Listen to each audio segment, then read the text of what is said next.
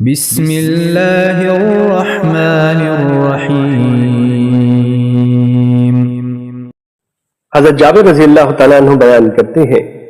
حضرت سعد بن ربیع رضی اللہ تعالیٰ عنہ کی اہلیہ سعد بن ربیع سے اپنی دونوں بیٹیاں لے کر رسول اللہ صلی اللہ علیہ وسلم کی خدمت میں آئیں تو عرض کیا، اللہ کے رسول، یہ دونوں سعد بن ربیع کی بیٹیاں ہیں، ان کا والد غزوہ احد میں آپ کے ساتھ شریک ہو کر شہید ہو گیا، ان دونوں کے چچا نے ان کا مال لے لیا ہے اور ان کے لیے کوئی مال نہیں چھوڑا، اگر مال ہوگا تو ان کی شادی ہو جائے گی۔ آپ صلی اللہ علیہ وسلم نے فرمایا، اس کے متعلق اللہ فیصلہ فرمائے گا۔ پس آیت میراث نازل ہوئی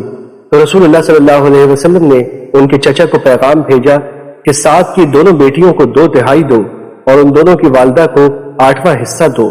اور جو باقی بچے وہ تمہارا ہے۔ مشکات المصابیح حدیث نمبر 3058۔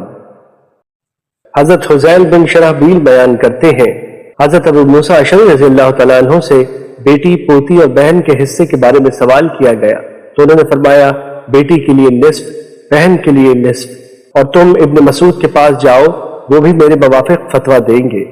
حضرت عبداللہ بن مسعود رضی اللہ تعالیٰ عنہ سے مسئلہ دریافت کیا گیا اور انہیں بتایا گیا کہ حضرت ابو موسیٰ رضی اللہ تعالیٰ عنہ نے یہ فتویٰ دیا ہے، تو انہوں نے فرمایا، تب تو میں گمراہ ہو گیا اور میں ہدایت یافتہ لوگوں میں سے نہیں ہوں،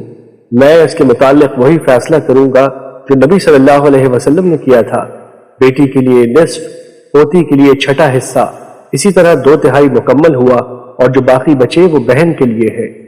ہم ابو موسیٰ رضی اللہ تعالیٰ عنہ کے پاس آئے تو انہیں ابن مسعود رضی اللہ تعالیٰ عنہ کے فتوے کے بارے میں بتایا تو انہوں نے فرمایا، جب تک یہ علامہ تم میں موجود ہے مجھ سے مسئلہ نہ پوچھا کرو۔ مشکات المصابیح حدیث نمبر 3059۔